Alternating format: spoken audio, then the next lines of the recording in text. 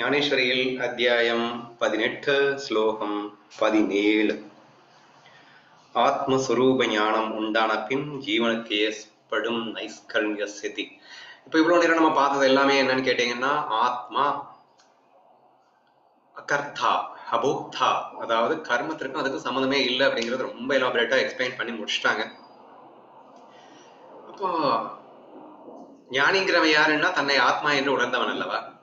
அப்போ ஒரு ஞானி தன்னை ஆத்மா என்று உணர்ந்து விட்டால் அவன் கர்மமே செய்யாம சும்மா இருப்பானோ அப்படிங்கிற ஒரு டவுட் நமக்கு வர்றதுக்கு வாய்ப்பு இருக்கு. அப்படிங்கிறத புரிஞ்சுக்கிட்டு அதை கிளாரிஃபை பண்ணிடலாம் அப்படின்றதுக்காக கொடுக்கப்பட்டதுதான் இந்த ஸ்லோகம். பட் அதை சாக்கா வைத்துக்கொண்டு முதலில் அந்த ஞானி அந்த ஆத்மஸ்வரூபத்தை உணர்ந்தவன் எப்படி இருப்பான் அப்படிங்கிறத ரொம்ப எலாபரேட்டா எக்ஸ்பிளைன் பண்ணி, அதுக்கப்புறம் அவன் அந்த உடல் இயங்கும், ஆனால் அதில் அவன் தான் இயக்குவதாக அந்த ஃபீலிங்கே இருக்காம எப்படி இயங்குது அப்படிங்கிறத இந்த ஸ்லோகத்துல எக்ஸ்பிளைன் பண்ற. படிக்கிறேன், கேளுங்க. அஞ்ஞானம் விலகி போய் உண்மையான ஞானம் படைத்தவனான ஹே அர்ஜுனா, அவித்யை என்னும் நித்திரைக்கு வசப்பட்டவனாய் அநாதிகாலமாய் விஸ்வம் என்னும் சொப்னத்தை பார்த்து கொண்டு அதை அனுபவித்துக் கொண்டிருந்த ஒருவன் ஆச்சரியகரமான சக்தி படைத்தவனான சத்குரு கிருபையை அடைந்து மகா வாக்கியத்தின் தத்துவமசி என்னும் வாக்கியத்தின் உச்சாரம் காதில் விலப்பெற்று சத்குருவின் அபயஹஸ்தம் தலைமையில் வைக்கப்பட்டதால் தூக்கத்தினின்று தட்டி எழுப்பப்பட்டவனை போல் எழுப்பப்பட்டவனான பின் அவனுக்கு விஸ்வம் என்னும் சொப்னத்தோடு கூட அவித்யை என்னும் நித்திரை கலைந்து போய் தன் ஸ்வரூப ஞானம் என்னும் வெளிப்பு ஏற்பட்டு அவன் அத்வயானந்தத்தின் அத்வைதம் அப்படின்னு சொல்லக்கூடிய அத்வயானந்த நிதியில் நிலை பெறுகிறான்.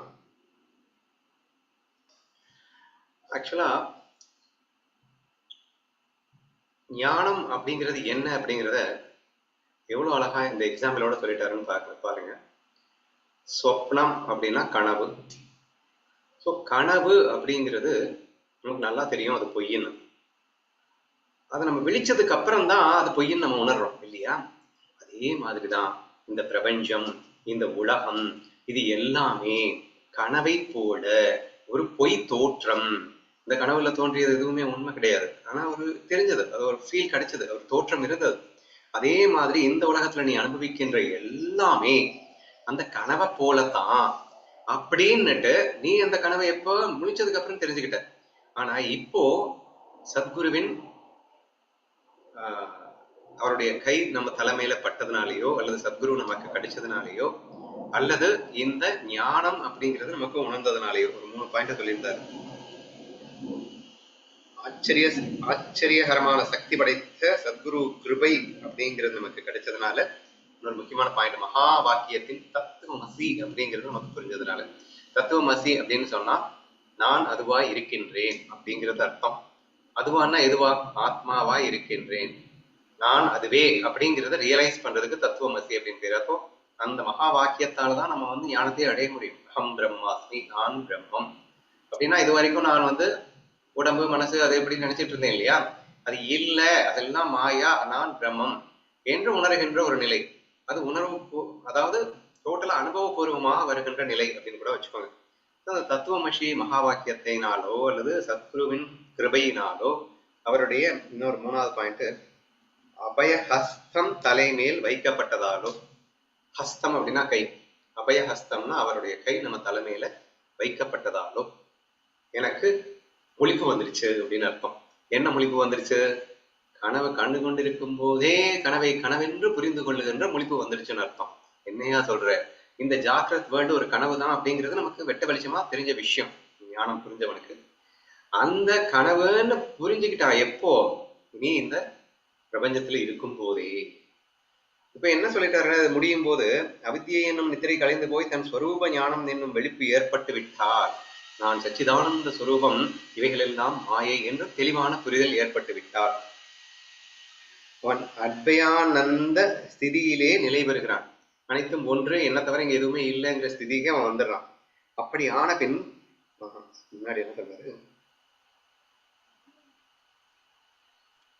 விஸ்வம் என்னும் சொப்னத்தோடு கூட அவித்யை என்னும் நித்திரை கலந்து போய், விஸ்வம் என்னும் ஸ்வப்னத்தோடு கூட அறியாமையும் கலைந்து போகிறது. இப்ப கலைந்து போகிறது அப்படின்னா சொப்னம், உலகமே அவனுக்கு தெரியாம போயிடும் அப்படின்னு அர்த்தம் கிடையாது. அது சொப்னம்ன்ற புரிதலோட அந்த உலகத்தை பார்க்கிறான். அது ஒரு மாயைன்ற புரிதலோட பாக்குறான். அதனால அவனுடைய அறியாமை அப்படிங்கிறது உண்மையான இத்தனை நாளா பார்த்துட்டு இருந்தான் இல்லையா, அந்த அவித்தியை கலைந்து போய் அப்படின்னு நீங்க புரிஞ்சுக்கணும். ஓகேவா?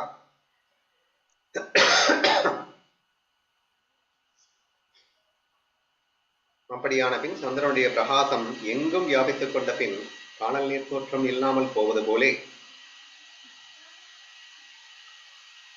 ஆக்சுவலா சூரிய வெளிச்சத்துலதான் காணல் நீர் தோற்றம் தெரியும் அப்படின்னு எல்லாருக்கும் தெரியும். சந்திரனுடைய பிரகாசத்துல எல்லாம் காணல் நீர் தோற்றம் தெரியாது. எப்படி சந்திரனுடைய தோற்றத்துல காணல் நீர் தெரியாதுன்னா, ஏன்னா ஞான ஒளியில் மாயை தெரியாதோ அப்படிங்கிறத புரிய வைக்கிறதுக்கு இந்த எக்ஸாம்பிள் சொல்றதா நீங்க எடுத்துக்கணும். ஓகேவா? காணல் நீர் தோற்றம் இல்லாமல் போவது போல, பால்ய பருவம் விலகி போன பின் பூச்சாண்டியின் பயமற்று போவது போல. சின்ன வயசுல அம்மா வந்து சாப்பிடல அப்படின்னு சொன்னா, நீ சாப்பிட இல்லைன்னா பூச்சாண்டி கிட்ட பிடிச்சு கொடுத்துருவேன் அப்படின்னு சொல்லுவாங்க. அது எது வரைக்கும் அப்படின்னு சொன்னா, அந்த சின்ன குழந்தையா இருக்கிற வரைக்கும் தான். நம்ம வளர்ந்ததுக்கு அப்புறம் அந்த பூச்சாண்டின்னு ஒண்ணுமே இல்லை, சும்மா நாச்சுக்கு அம்மா சொல்லியிருக்கு அப்படின்னு சொல்லிட்டு அந்த பயம் நமக்கு விலகி போயிடுது. அப்போ அறியாமையில் இருக்கிற வரைக்கும் தான் இந்த உலக பயம். ஆனா ஞானம் வந்துருச்சு அப்படின்னு சொன்னா, இது உலகம் மாயைன்னு தெளிவான புரிதல் வந்ததுனால எனக்குன்னா எந்த பயமும் ஏற்படுறது இல்லைன்னு புரிஞ்சுக்கணும். ஓகேவா? விறகு கட்டைகள் முற்றிலும் எரிந்து போய் சாம்பலாய் போன பின் அதனின்று ஔஷதன்யம் விலகி போகுது. ஔஷன்யம்னா வெப்பம், சூடு. சரியா? விறகு கட்டை எரிஞ்சிட்டு இருக்குன்னா பயங்கர சூடா தான் இருக்கும். எது வரைக்கும்னா அது எரிஞ்சு முழுசா சாம்பல் ஆற வரைக்கும். ஒன் சாம்பல் ஆயிடுச்சுன்னா அதுல சூடு இருக்குமா? இருக்காது. அந்த மாதிரி அறியாமை என்பது இருக்கின்ற வரைக்கும் தான் அதுல வந்து கஷ்டங்கள் துக்கங்கள் எல்லாமே இருக்கும். பட் அதெல்லாம் எரிஞ்சு சாம்பல் ஆயிடுச்சு அப்படின்னா அங்க ஒரு கஷ்டமே இருக்காது. விழித்து கொண்ட பின் ஸ்வப்னம், எக்ஸாம்பிளே சேமாவே சொல்லிட்டார் கடைசியில. விழித்துக் கொண்ட பின் சொப்னம் அற்றுப்போவது போல் அவனிடத்தில் அகங்கார மமகாரங்கள் முற்றிலும் அற்றுப்போகின்றன. நான் எனதுன்னு சொல்லி, ஏன்னா அத்வைத ஆனந்த ஸ்திதிக்கு வந்தாச்சு. நான் தான் எங்கும் இருக்கிறேன், எல்லாமா இருக்கேன், சும்மா நாச்சுக்கு இருக்கேன், இருக்கிறது நான் மட்டும்தான். அந்த ஃபீலிங்ல இருக்கிறவனுக்கு வந்து எனது நான் அப்படின்னு சொல்லிக்கிறதுக்கு என்ன இருக்கு? ஒண்ணுமே இல்லை. பின்பு சூரியன் இருட்டு எங்கே இருக்கிறது என்று தேடிக்கொண்டு எந்த சுரங்கத்தில் இறங்கி பார்த்தாலும் இங்கே இருட்டு காணப்படாமல் தன் பிரகாசமே நிறைந்திருப்பதாய் அவன் பார்ப்பது போலே ஆத்மஸ்வரூபத்தில் நிலை பெற்று அதனால் சூழப்பட்டவனான பின் எந்த திருஷ்ய வஸ்துவை பார்த்தாலும் அந்த வஸ்துவின் திருஷ்யத்துவம் அதனுடைய திருஷ்டத்துவமும் தன்னுடைய சொரூபமாகவே தோன்றி போகிறது. நல்ல எக்ஸாம்பிள் நிறைய இடத்துல சொல்லியிருப்பாரு. இப்போ ஒன்ஸ் நீ உன்னுடைய சொரூப ஸ்திதிக்கு நீ வந்துட்ட அப்படின்னா, நான் யாருன்றதை நீ புரிஞ்சுக்கிட்ட, நீ சச்சித் ஆனந்தம் என்ற அந்த உண்மை சித்து தான் நீன்னு புரிஞ்சுக்கிட்ட. பொய் சித்தான இந்த மனம் உடல் புத்தி இதெல்லாம் அது மாயைன்னு தெரிஞ்சுட்ட. இப்போ ஒன்ஸ் இந்த மாதிரி ஆயிடுச்சு அப்படின்னு சொன்னா, அதுக்கப்புறம் நீ அவித்தியையே தேடினாலும் கிடையாது. அவித்தியைன்னா அறியாமை. இந்த மாயை உண்மைன்னு நீ நம்புறதுக்கு முடியவே முடியாது. இப்போ மாயை உண்மை நம்புறவன ஸ்திதி என்ன சொல்றோம்? இருள் அப்படின்னு சொல்றோம். அறியாமை இருளிலே இருக்கிறார்கள்னு சொல்றோம். பட் ஒன்ஸ் இந்த நான் யாருன்னு உணர்ந்துட்டேன்னா நான் வந்து சூரிய பிரகாசம் சுயம் பிரகாசமாக மாறிவிட்டேன்னு அர்த்தம். இப்போ எக்ஸாம்பிள் எப்படி லிங்க் பண்றாரு பாருங்க. ஒரு சூரியன் வந்து என்னமோ இருட்டு இருட்டுங்கிறாங்களே, அதை நான் பார்க்கணும் அப்படின்னு ஆசைப்பட்டுச்சான். அதனால அது இப்படி தேடி ஓட ஆரம்பிச்சான். அது எங்க போனாலும் பிரகாசமா தான் தெரியுதே தவிர எங்கேயுமே இருக்க. ஒருவேளை பெரிய பெரிய குகைக்குள்ள சுரங்கங்களுக்குள்ள பெரிய பெரிய பொந்துகளுக்குள்ள நம்ம போய் பார்த்தா கண்டுபிடிச்சிடலாமா இருக்கும்னு அந்த சுரங்கத்துக்குள்ளேயும் குகைக்குள்ளேயும் போனா அங்கேயும் வெளிச்சமா தான் இருக்கு அப்படின்னு அந்த சூரியன் வெளியிட்ட கண்டுபிடிக்க முடியாம ஏமாந்து போச்சோம். சரியா? இது என்ன எங்க லிங்க் பண்றாரு அப்படின்னு சொன்னா, ஒரு ஞானி ஆகிவிட்ட பிறகு அவனிடத்தில் அவன் தேடிக்கொண்டாலும் அவித்தை வராது. அதாவது கனவை உண்மையான நம்பிட்டு இருந்த தட் இஸ் லீவ் இட். நீ இப்போ வந்து உண்மையை புரிஞ்சுக்கிட்டதுக்கு அப்புறமா கனவை உண்மையான நம்ப சொன்னா அவ்வளவு கஷ்டம் அப்படிங்கிறது தான் இந்த எக்ஸாம்பிளோட சொல்லியிருக்காங்க. சரியா? சரி, இது impossible. Once you realise your self, இந்த சத்து சித்து இல்லாத வரைக்கும் தான் நீ இந்த பொய்யை உண்மையான நம்ப முடியும். சத்து சித்து வந்துடுச்சுன்னா எப்படி பொய்யை நீங்க வந்து போன ஸ்லோகத்துக்கு நம்ம நிறைய எக்ஸாம்பிள்ஸை பார்த்தோம். என்ன சொன்னாரு? நீ கயிறு நீ பாம்பு அப்படின்னு எது வரைக்கும் சொல்லுவ? கயிறுன்னு நீ தெரியாத வரைக்கும் தாண்டா அதை பாம்புன்னு நம்பிட்டு இருப்ப. கயிறுன்னு பார்த்ததுக்கு அப்புறம் தலையில நின்று அதை பாம்பா பாரு பாம்பா பாருன்னு சொன்னா பார்க்க முடியுமா? கயிறை பார்த்ததுக்கு அப்புறம் பாம்பு பார்க்க முடியாதுங்க. சோ சச்சித்தை பார்த்ததுக்கு அப்புறமா பொய் உணர்வு உண்மைன்னு எப்படிங்க பார்க்க முடியும்? பொய்யா தான் பார்க்க முடியும் இல்லையா? சோ அதுக்காக சொல்லப்பட்டதுதான் அந்த சூரியன் எக்ஸாம்பிள் அப்படிங்கிறத புரிஞ்சுக்கணும். சரியா? இப்ப அதை நெக்ஸ்ட் என்ன சொல்லியிருக்காருன்னா, இப்போ ஏன் கண்டுபிடிக்க முடியல அப்படிங்கிறது ஒரு ஞானமா வெளிப்படுத்துறாரு. சூரியன் கண்டு போகும்போது அதனுடைய வெளிச்சத்தால கண்டுபிடிக்க முடியல. ஞான வெளிச்சம்னா என்னது? ஞான வெளிச்சம் அப்படின்னா நான் எனது அப்படிங்கிறது அறியாம மாய, சரியா? ஆனா இவன் தேடுகின்றான், ஆத்ம வஸ்து தேடுகின்றது. எங்கே பார்த்தாலும் திருஷ்யம், ரெண்டு திருஷ்டா, திருஷ்யம் திருஷ்டா அப்படின்னா ஒரு சான்ஸ்கிரிட் வேர்டு. திருஷ்டா அப்படின்னா காண்பவன் அர்த்தம், திருஷ்யம்னா காணப்படும் பொருள்னு அர்த்தம், வேற ஒண்ணும் இல்லை, சரியா? இப்ப இந்த ஆத்ம வஸ்து அப்படியே தேடி போகுதான். எது? திருஷ்டா யாரு? இப்பதான் ஆத்ம வஸ்து. இந்த திருஷ்டா திருஷ்யத்தை தேடி போனா அங்க எல்லாமே தன்னை தவிர வேற எதுவுமே காணும். திருஷ்யங்கள் எல்லாம் திருஷ்டாவாகவே தென்படுகின்றன. காண்பவன் வேறு, காணப்படும் பொருள் வேறு என்றால் அல்லவா காண்பது என்ற செயல் நடக்க வாய்ப்பு இருக்கின்றது. இங்கே எங்கு பார்த்தாலும் அங்கே தானே இருப்பதாக உணர்கின்ற ஒருவன் காண்பது என்ற செயலுக்கு அப்பாற்பட்டவனாகி விடுகின்றான்.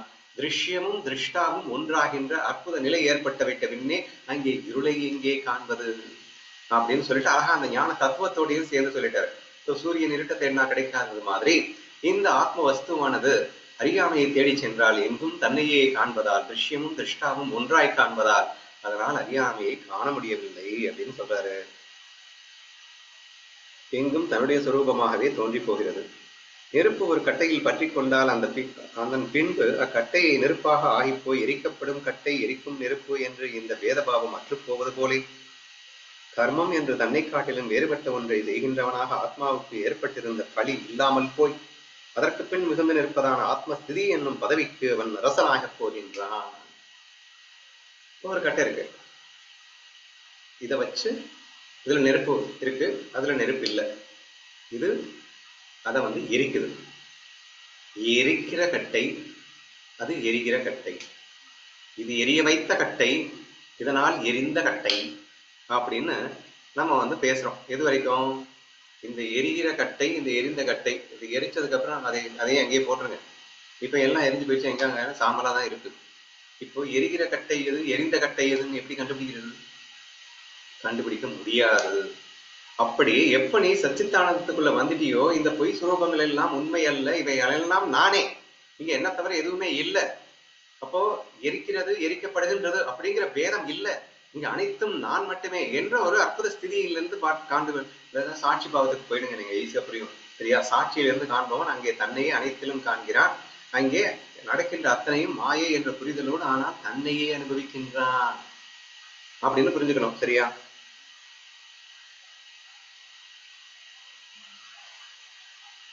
கற்று போவது போல இது எக்ஸாம்பிள், சரியா? எப்படி நெருப்பு, எரிகிற நெருப்பு, எரியப்படும் நெருப்பு, அதாவது எரிக்கிற கட்டை எரிந்த கட்டை அப்படின்னு சொல்லிட்டு நம்ம பிரிக்க முடியாதோ, அப்படி ஞானம் இல்லாம இருக்கும்போது என்னது? நான் இந்த கர்மத்தை செய்தேன், இப்ப நான் உங்களிடம் பேசிக் கொண்டிருக்கிறேன் அப்படின்னு ஒரு ரெண்டு இருக்கு இல்லையா? கர்மம் வேறு, நான் வேறு, செய்கிறேன் அப்படிங்கிற அந்த பாவம் இருக்கு இல்லையா? அது பஷ்பமாயிடும், அது காணாமல் போய்விடும். கர்மம் நான், ஏன்னா ஆத்மா எந்த கர்மமும் செய்வதில்லைன்னு வேற இவ்வளவு நேரம் நம்ம பேசிட்டோம். அப்போ இந்த கர்மம், இப்ப நான் மறுபடியும் படிக்கிறேன், கர்மம் என்று தன்னை காட்டிலும் வேறுபட்ட ஒன்றை செய்கின்றவனாக, ஏன்னா இது வரைக்கும் நம்ம நான் வேற, அந்த கர்மா நம்ம செய்யப்படுகின்ற காரியம் வேற, இந்த கர்மம் வேற அப்படிங்கிற ஸ்திதியில இருந்துதான் இத்தனை நாள் பண்ணிட்டு இருந்தான். எப்போ ஆத்மாவை ரியலைஸ் பண்ணிட்டானோ அப்போ இந்த இது வேற அது வேற அப்படிங்கிற ஃபீலிங் எல்லாம் மாறி வேறுபட்ட ஒன்றை செய்கின்றவனாக ஆத்மாவுக்கு ஏற்பட்டிருந்த பழி இல்லாமல் போய் அதற்கு பின் மிகுந்து நிற்பதான ஆத்மஸ்திதி என்னும் பதவிக்கு அவன் அரசனாக போகின்றான். அங்கே கண்ணுக்கு ஆத்மாவை தவிர வேறு எதுவுமே இல்லைங்கிற ஃபீலிங்ல பார்க்கலாம். அப்ப அது பொய் வஸ்துக்கள் தெரியுமான்னா தெரியும், ஆனா ஆத்மா பொய்ய தோற்றமாக அங்கே இருக்கின்றதுன்னு அவன் கண்ணுக்கு ஆத்மாவை தான் பார்க்கறான். பொய் தோற்றமாக சும்மா தெரிகிறது, உண்மையில இல்லைன்னு சேர்ந்து பார்க்கறான். சோ இந்த திருஷ்டி ரொம்ப ரொம்ப முக்கியம், சரி? எப்படி பார்க்கறான் அப்படிங்கிறது, சரியா? இங்க ரெண்டு விஷயம் என்ன சொல்லிட்டாரு? கர்மம், நான் கர்மம் செய்கிறேன் இருந்த பழி தீர்ந்து போயிடுச்சு அப்படின்ட்டார். அங்க எங்கும் ஆத்மஸ்வரூபம் மட்டுமே மிஞ்சி இருக்கிறது அப்படின்ட்டாரு. இதெல்லாம் மறுபடியும் கேட்கும் போது அப்ப அவன் கர்மம் செய்வானா செய்ய மாட்டானா அப்படிங்கிற டவுட் வர்றதுக்கான சான்சஸ் இருக்கு அப்படின்னு தான் நினைக்கிறேன். அடுத்து என்ன சொல்றாரு பாப்போம்.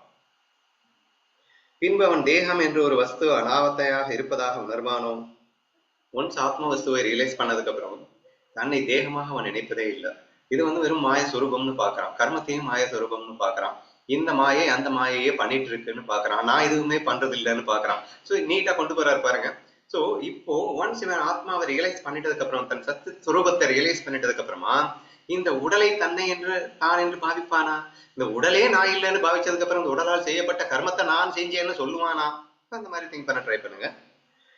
ஒரு தேகம் என்ற ஒரு வஸ்து அலாவத்தாய் இருப்பதாக உணர்வானோ பிரளயா காலத்து வெள்ளம் ஒரு நதியினுடைய பிரவாகத்தை தன்னை காட்டிலும் வேறாக தனித்திருக்கும்படி விட்டுவிடுமா? அகெயின் ரொம்ப லிங்க் பண்றாருங்க.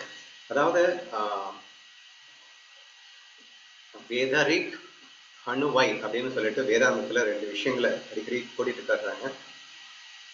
இங்கே பிரம்மத்தை தவிர எதுவுமே இல்லை. அப்ப மாயான்றது என்னது? பிரம்மன் தானே மாயா இருக்கு. இது அணுவை மெத்தட், வேதரிக் மெத்தட் அப்படிங்கிறது. இங்க பிரம்மம் மட்டும்தான் இருக்கு. அப்புறம் மாயா, அடே அதுதான் பொய் தோற்றம் தானே, அது எதுக்கு இருக்குன்னு சொல்லிட்டு இருக்க, அது பொய்யா இருக்குன்றது இல்லைன்னு சொல்லிட்டு போ. இது வேதரிக் மெத்தட். அப்போ இங்க ரெண்டும் பிரிச்சும் காட்டணும், சேர்த்தும் காட்டணும். என்னது?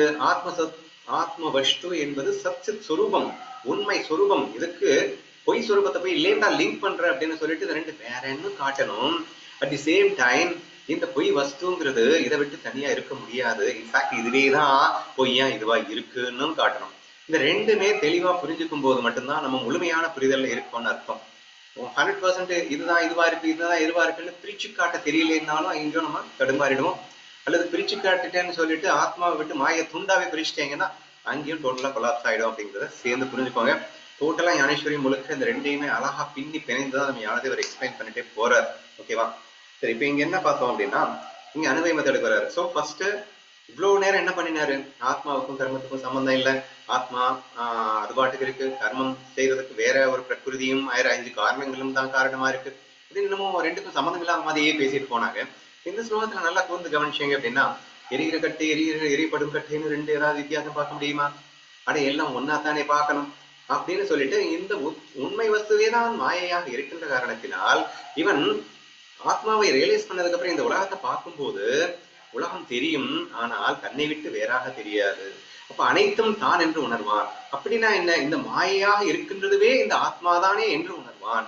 அப்ப பொய் வஸ்துக்கள் எல்லாம் உண்மையில் இந்த உண்மையே சும்மா நாச்சுக்கும் பொய்யாக தோற்றமளித்துக் கொண்டிருக்கின்றன என்று உணர்வான். என்ன மெத்தடு? நெக்ஸ்ட் அனுபவ மெத்தடுக்கு வந்துட்டாரு. இது வரைக்கும் நம்ம பார்த்தது வேதரிக், அதாவது பிரிச்சு காட்டுனது. இப்ப அதுதான் இதுவா இருக்கு.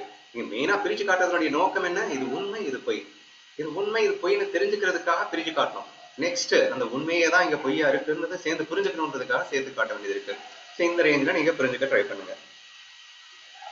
இப்ப அடுத்த எக்ஸாம்பிள்ஸ் எல்லாமே அனுபவ மெத்தடுக்கு. பிரளயா காலத்து வெள்ளம் ஒரு நதியை தனியாக கண்டுவிட முடியுமா? பிரளயா காலத்து வெள்ளம்னா என்னது? ஹோல் ஸ்பேஸ்லயும் வாட்டர் மட்டும் இருக்கிறதா நீங்க இமேஜின் பண்ணணும். சரியா? ஸ்பேஸ்னா என்னன்னு தெரியும்லங்க. எர்த், மார்ஸ், பிளானட், ஜூபிட்டர், இது 8 கோள்கள் இருக்கு இல்லையா? எதுல இருக்குது? ஸ்பேஸ்ல இருக்கு. அதுல எர்த்துங்கிறது ஒரு கோள், அதுக்குள்ளே நம்ம இருக்கோம். சரியா? அப்ப அந்த ஸ்பேஸ் எப்படி இருக்கும்ன்றதை நீங்க இமேஜின் பண்ணிக்கணும். சரியா? இந்த சோலார் சிஸ்டம் ஜியோகிராஃபில நம்ம படிச்சிருக்கோம். அந்த ஸ்பேஸ் முழுக்க தண்ணி இருந்தா எப்படியும் அது பிரளயா காலத்து வெள்ளம்னு பேர்.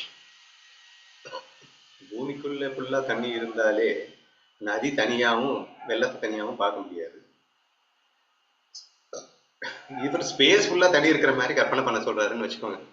சரி, இப்போதைக்கு முடியலனாலும் பூமி, இந்த கடல் இருக்குல்லங்க, அந்த கடல் நமக்கு ஏற்கனவே என்ன சொல்லி கொடுத்துருக்காங்க? 3/4 பாகம் கடலா, 1/4 பாகம் நிலத்துலதான் நம்ம வாழ்ந்துட்டு இருக்கோமா. அந்த 1/4 பாகமும் இல்லாம முழு பாகமும் கடலா வச்சுக்கணும்.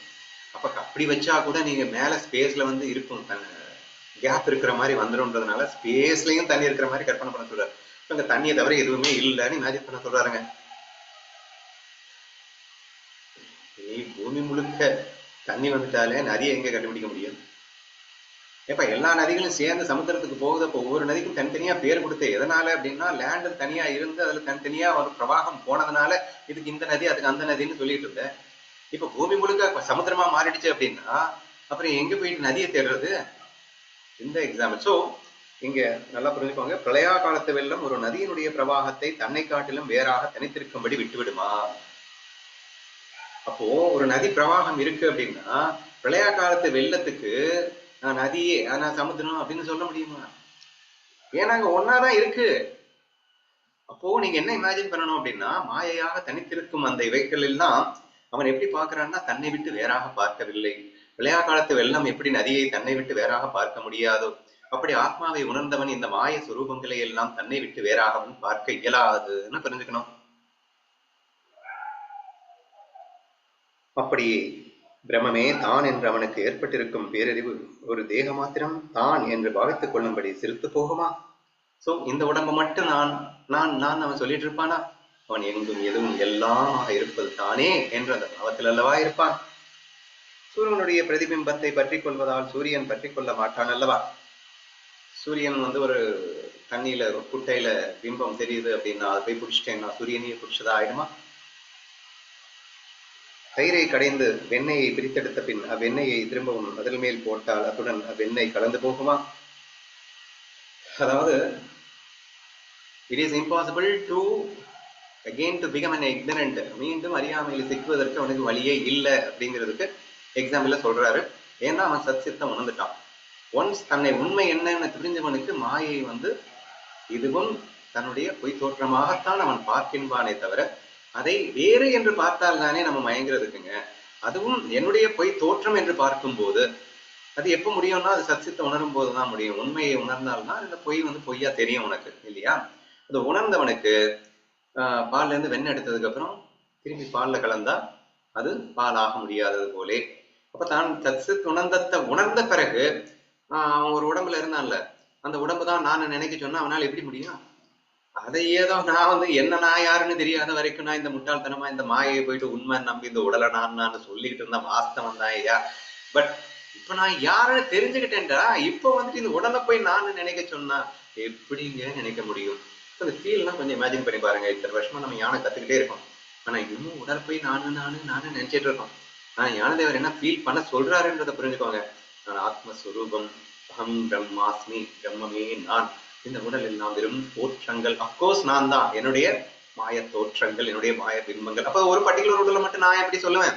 அப்ப எல்லாமே என்னுடைய மாய பிம்பங்களாக இருக்கிறதான்னு வேணா சொல்லுவேனே தவிர ஒரு பர்டிகுலர் உடம்பை நான் சொல்லிக்கிறதுக்கு சான்ஸே இல்லை. தயிரை கடைந்து வெண்ணெய் பிரிக்கிறது, வெண்ணெய் திரும்பவும் அதில் போட்டால் அவ்வெண்ணெய் கலந்து போகுமா? கட்டைகள் ஒன்றோடொன்று உராய்ந்து வெளிப்பட்ட நெருப்பை கட்டையால் செய்த பெட்டிக்குள் அடைத்து வைத்தால் அது அதற்குள் அடைபட்டதாக நின்று போகுமா? நெருப்பை கட்டையால் செய்த பெட்டிக்குள் அடைத்து வைத்தால் அது அதற்குள் அடைபட்டதாக நின்று போகுமா? அதாவது நெருப்புங்கிறது ஆத்மான்னு வச்சுக்கோங்க, கட்டைங்கிறது ஜீவன் வச்சுக்கோங்க, சரியா? மாயையில் இருக்கக்கூடிய ஒரு ஜீவன். ஆனா கட்டை தன்னை நெருப்புன்னு புரிஞ்சிருச்சு, நெருப்பு ஆயிடுச்சு. நெருப்பானதுக்கு அப்புறம் ஒரு சிறு உருவத்துக்குள்ள போய் சிக்க சொன்னா முடியுமா? அப்போ ஒரு மரத்தாலான ஒரு பெட்டிக்குள்ள நெருப்பை தூக்கி உள்ள போட்டு அதை அடைச்சு வைக்க முடியுமா? தன்னை நெருப்பு என்று உணர்ந்தப்பட்ட பிறகு அது சிறு வட்டத்துக்குள் சிக்க இயலாது அப்படிங்கிறதுக்கு இந்த எக்ஸாம்பிள். ஸோ நான் யார் என்ன புரிஞ்சுக்கிட்டதுக்கு அப்புறம் இங்க நான் ஒரு உருவத்துக்குள்ள சிக்கிட்டு அந்த உடம்பை போய் நான் நினைச்சுக்கிட்டு என்னால இருக்க முடியாது அப்படிங்கிறதுக்கு என்ன அழகா எக்ஸாம்பிள் சொல்லியிருக்காருன்றதை புரிஞ்சுக்கோங்க. சூரியன் ராத்திரியின் வயிற்றில் பிரவேசித்த பின் அவனுக்கு ராத்திரியின் பேச்சை கேட்க கிடைக்குமா? Same example. சூரியன் ராத்திரிக்கு உள்ள போனதுக்கு அப்புறம் சூரியனுக்கு ராத்திரி தெரிஞ்சிடுமா? நமக்கு தான் ராத்திரி, சூரியனுக்கு ராத்திரி எல்லாம் கிடையாது. அப்படி அறியப்படும் வஸ்துவின் இருப்பு அறிகிறவன் இருப்பை தன்னுடன் கூட்டிக் கொண்டு ஆத்மஸ்வரூப அனுபவத்தில் லயித்து போன ஒருவனுக்கு தேகம் என்றும் நான் என்றும் தோன்றும் ஞானமே நஷ்டமாய் போகிறதே. ஸோ ஃபர்ஸ்ட் ஆஃப் ஆல் தேகத்தை நான் நினைக்கல அப்படின்னா தேகத்திலிருந்து செய்கின்ற செயல்களை நான் செஞ்சேன்னு நினைக்க போறானாங்க. So it's very important and very very notable point. ஏன்னா ஆத்மஸ்வரூபத்தில் இருப்பவன் பிரம்மம் என்ற ஃபீலிங்ல இருக்கான். செயல் யார் பண்றா? உடம்பு பண்ணுது, அதுக்குள்ள இருக்கிற பிராணன் பண்ணுது அப்படின்னு ஒரு 5 காரணத்தை பார்த்தோம். ஆனா அந்த கர்மத்தை நான் செய்கிறேன்னு ஞானி சொல்ல மாட்டான். ஏன் சொல்ல மாட்டான் அப்படின்னா அவன் உடம்பே நான் இல்லைன்னு நினைச்சிட்டு இருக்கானே. செயல் செஞ்சது யாது? உடம்பு செஞ்சது. ஆனா அந்த உடம்பை நான் இல்லைன்னு ஃபீல் பண்ணதுக்கு அப்புறமா அவன் தான் செய்கிறேன் என்ற ஃபீல் எப்படி வரும் அப்படின்னு கேட்கிறாரு. ஸோ என்ன சொன்னாரு? அறியப்படும் வஸ்துவின் இருப்பு அறிகிறவன் இருப்பு தன்னுடன் கூட்டிக் கொண்டு சொரூபானந்தத்தில் லயித்து போய்விட்டது. தென்படுகின்ற எல்லா விஷயங்களும் வேறு வேறேன்னு பார்த்ததெல்லாம் ஒரு காலம். ஆனா இன்னைக்கு எல்லாமே ஒண்ணுன்னு ஆயிட்டு எல்லாமே ஒன்னா ஒரு இடத்துல லயித்து போன பிறகு தேகம் என்று ஒரு பர்டிகுலர் தேகத்துல மட்டும்தான் நான் நினைச்சிட்டு இருந்தேன். இப்ப எல்லாமே ஒன்னாயிடுச்சுன்னு புரிஞ்சுக்கிட்டான். ஆனா இத்தனை நாளா நான் அந்த தேகத்தை மட்டும் நான் நினைச்சிட்டு இருந்தேன் இல்லையா? அது இனிமே எப்படி நினைக்க முடியும்? அதுக்காக தான் முன்னாடி இவ்வளவு எக்ஸாம்பிள்ஸ். Totally impossible. ஒன் சத்தியத்துல இருந்தேன்னா மாயை உண்மைன்னு உன்னால நினைக்கவே அப்படிங்கிறது தான். ஹலோ நினைக்கவே முடியாது அப்படிங்கிற விஷயத்த எடுத்து சொல்றாரு. அப்படி இருக்க தேகம் நான் என்ற ஞானம் எப்படி ஏற்படும்? ஆகாசம் எங்கு சென்றாலும் அங்கங்கு தானே நிறைந்திருப்பதைக் கண்டு தன்னைத்தானே நிரப்பிக்கொண்டு அசைவற்று நின்று விடுதல் போலே அவன் எதை செய்ய தொடங்கினாலும் அதுவாகவே அவன் ஏற்கனவே இருப்பதாய் அவன் உணர்வதால் அவன் எந்த கர்மத்தை செய்து அவனுக்கு கருத்திரத்துவம் ஏற்படும். இது இதை கூட நான் ஏற்கனவே ஒரு தடவை சொல்லியிருந்தேன் நினைக்கிறேன். It is not possible to do an action அப்படிங்கிறதுக்காக ஆகாய எக்ஸாம்பிள் காட்டுறாரு. நான் திரை எக்ஸாம்பிள் காட்டுறேன்னு நினைக்கிறேன். ரெண்டுமே சொல்றேன். ஆகாயம் எக்ஸாம்பிள். ஆகாயம் அப்படிங்கிறது இப்போ நான் ஒரு பொருளை பண்ணணும்னு வச்சுக்கோங்களேன். இப்போ நான் வந்து சென்னைக்கு போகணும் அப்படின்னு ஒரு செயல், ஏன்னா ஏதாவது ஒரு செயல் செய்யணும் இல்லை. இப்போ நான் சென்னை செல்ல வேண்டும் அப்படிங்கிற ஒரு செயல் நடக்கணும் அப்படின்னா அப்ப நான் தனியா ஒன்று இருக்கணும், சென்னைன்னு தனியா ஒன்று இருக்கணும், அதுக்கப்புறம் இன்பிட்வீன்ல ஒரு டிஸ்டன்ஸ் அப்படிங்கிறது ஒண்ணு இருக்கணும். இது எல்லாம் இருந்தா இந்த செயலை நடத்த முடியும் இல்லையா? ஆனா ஆத்மான்னு ரியலைஸ் பண்ணனா, பிரம்மம்னு உணர்ந்து விட்டனா, இந்த பிரம்மமே இந்த மாயையாக எல்லாமா இருக்குன்னு உணர்ந்து விட்டனா, சரியா? இப்படி நீங்க ஃபீல் பண்ணுங்க. இப்போ இந்த ஆத்மா ஏதாவது செய்ய முடியுமா? எக்ஸாம்பிள் எங்க போறாரு? ஆகாயத்துக்கு போறாரு. அப்படின்னா என்ன? ஆகாயம்னா எங்கும் இருப்பது, சரியா? அப்போ ஒரு இடத்துல இருந்து இன்னொரு இடத்துக்கு ஆகாயம் போக முடியுமான்னா அது எல்லா இடத்துலயும் அதுதான் இருக்கு. அப்புறம் எங்க இருந்து எங்க போறது? புரியுதா? இதை நம்ம இன்னொரு எக்ஸாம்பிள் எப்படி பார்க்கலாம்னா, திரைப்படத்துல நீங்க பாக்குறீங்க, திரை இருக்கு, சரியா? அந்த திரையில எக்கச்சக்கமான ரூபங்கள் இருக்கு. அது ஒண்ணு இன்னொரு இடத்துக்கு போற மாதிரி எல்லாம் நீங்க பாக்குறீங்க. பட் பாருங்க, ஆனா ஞானின்றவன் தன்னை திரை என்று உணர்ந்தவன், சரியா? அந்த திரையில தெரியற ஒரு பர்டிகுலர் உருவத்துக்குள்ள சிக்கிட்டு நம்மள மாதிரி அந்த உருவம் தான் நான் நினைச்சுக்கிறவன் இல்ல ஞானி. அப்ப ஞானிங்கிறவன் பிரம்மஸ்வரூபத்தை உணர்ந்தவன், அனைத்தும் தான் என்று உணர்ந்தவன். அப்ப திரை என்று தன்னை உணர்ந்தவன். திரை எப்படிங்க செயல் செய்யுது? ஒரு இடத்துல இருந்து இன்னொரு இடத்துக்கு நடந்து போற மாதிரி ஒரு காட்சி தெரியுதே, அந்த காட்சி திரைக்கு பொருந்துமா? திரை ஒரு இடத்துல இருந்து இன்னொரு இடத்துக்கு நடந்து போகுதா? போக முடியுமா அப்படின்னு அழகா கேட்கிறாரு. நீங்க இமேஜின் பண்ணுங்க. சோ why the ஆத்மா cannot do anything அப்படிங்கறத நீங்க இந்த மாதிரி புரிஞ்சுக்க ட்ரை பண்ணுங்க. பட் அதுதான் பொய்யாக மாயையாக எல்லாம் பண்ணிட்டு இருக்கு. பட் அது மாய தோற்றத்தில் மாயையாக செயல்படுகின்ற அதற்கும் உண்மை சுரூபமான ஆத்ம சுரூபத்திற்கும் சம்பந்தம் இல்லை. ஸோ இதை லிங்க் பண்றதுக்காக தான் திரும்ப திரும்ப இந்த ரெண்டையும் மாத்தி மாத்தி பேசிட்டு இருக்காருன்றதை புரிஞ்சுக்கணும். ஸோ கருத்திருத்துவம்னா என்ன? நான் செய்தேன், அதே திரடா, திறக்கு செய்யலே பண்ண முடியாது, ஏன்னா எங்கும் அதுவாகவே இருக்கிறது.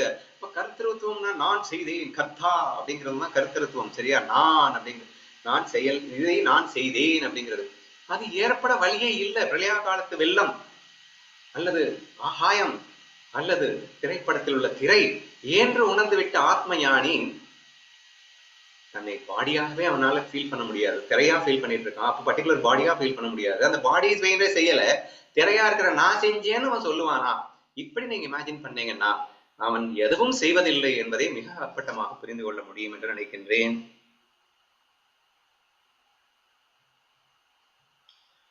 அதுவாகவே அவன் ஏற்கனவே இருப்பதாக அவன் உணர்வதால் அவன் எந்த கர்மத்தை செய்து அவனுக்கு கருத்திருத்துவம் ஏற்படும். ஆகாசம் தன்னிடம் விட்டு பெயர்ந்து வேறொரு இடத்துக்கு போக முடியாது போவது போலே பிரளயா காலத்து ஏக வர்ணம் பிரவகித்து ஓட முடியாதது போலே திருவ நட்சத்திரம். ஆகாசம் அவரே சொல்றாரு, மறுபடியும் சொல்றாரு பாருங்க. ஆகாயம் ஒரு இடத்துல இருந்து இன்னொரு இடத்துக்கு போக முடியாது, பிரளயா காலத்து வெள்ளம் ஒரு இடத்துல இருந்து இன்னொரு இடத்துக்கு போக முடியாது. ஏன்னா எங்கும் தண்ணி இருக்கு. எங்க தண்ணி இந்த இடத்துல இருக்கு, இங்க இல்லைன்னா அங்க மேடு இருக்கு, பல்ல இருக்குன்னா ஓடுங்க. இங்க ஆகாயம் ஃபுல்லா தண்ணி இருக்கு அப்படின்னு சொல்லிட்டாரு, எங்க இருந்து எங்க ஓடுறது? So there is no chances of doing an action. Action அங்க இருக்காது. மூணாவது பாருங்க, திருவ நட்சத்திரம் வேறொரு இடத்திற்கு ஏறி போக முடியாதது போலே. கேள்விப்பட்டிருப்பீங்க, திருவ நட்சத்திரம் எல்லாமே மூவ் ஆயிட்டு இருக்கும், பட் திருவ நட்சத்திரம்னு ஒண்ணு இருக்கு, அது மூவ் ஆகாதுன்னு கேள்விப்பட்டிருப்பீங்க. திருவ நட்சத்திரம் வேறொரு இடத்துக்கு ஏறி போக முடியாதது போலே அவன் நிலை பெற்றவனாக போய் ஒரு கர்மத்தை செய்தல் என்ற நிலை மாறுதல் அவனிடத்தில் ஏற்பட முடியாததாகவே விடுகிறது. சோ அவனால கர்மம் செய்ய முடியாதா அப்படின்னு ஆணித்தரமா அடிச்சு தள்ளிட்டு அதுக்கப்புறம் அப்ப ஞானிங்கிறவன் ஒண்ணுமே செய்ய மாட்டானா அப்படிங்கிற டவுட்டுக்கு நெக்ஸ்ட் எக்ஸ்பிளைன் பண்றாரு. அதனால